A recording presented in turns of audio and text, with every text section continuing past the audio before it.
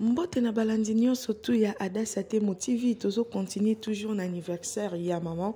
Lelo toyeli bino ba comédienne nyonso oyo ba souhaiter si la bisalu Beckham Pomba Sena zala na bandeko na ya mibali o balingaki makasi boyo kande ba souhaiter bokomona Duche Kapanga zawana bokomona ye moko Omar Kabongo bokomona balinda bazawana ba Michou bazawana donc tozo senga bino lelo eza anniversaire à maman baba kuku il faut to sepelisa motema maman bo sepelisa motema maman boyo kande bandeko na ye ba souhaiter bo sauter ba pibité boyoka beauté naturelle yaya kozala complexe te na boto nzamba pesa yo sola takela mepanda ko na nzoto epesa meli mutu nyonso te alors so esengo sala video so esengo kanga photo publie beauté naturelle yaya kozala complexe te na boto nzamba pesa yo sola takela mepanda ko na nzoto epesa meli mutu nyonso te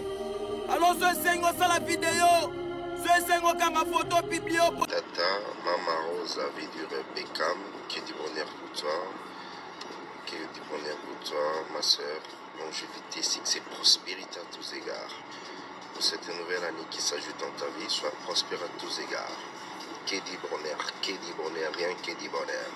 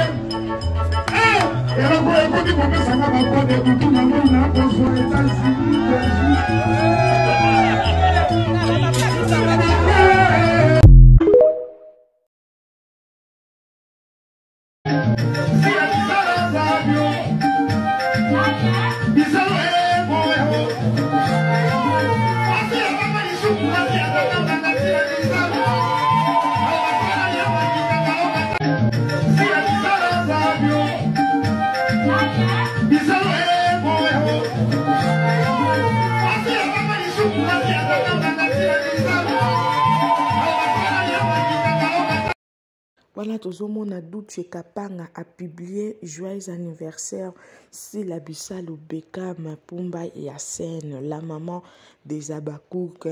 Lelo eza mokolo na yo a souhaité ba joyeux anniversaire ebele talaka kandeko na ye bazalaka bien.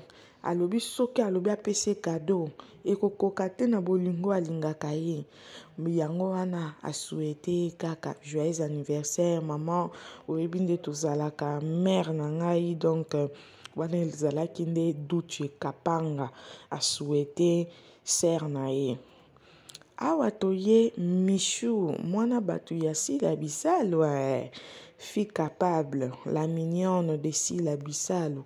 Mwana moko bien, alobi merci. Merci de être la meilleure maman que le monde m'a offert.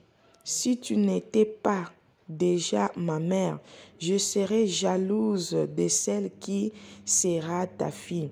Tu es une maman géniale et j'ai eu la mère la plus adorable du monde et je ne pourrai jamais te remercier de tout ce que tu fais dans ma vie.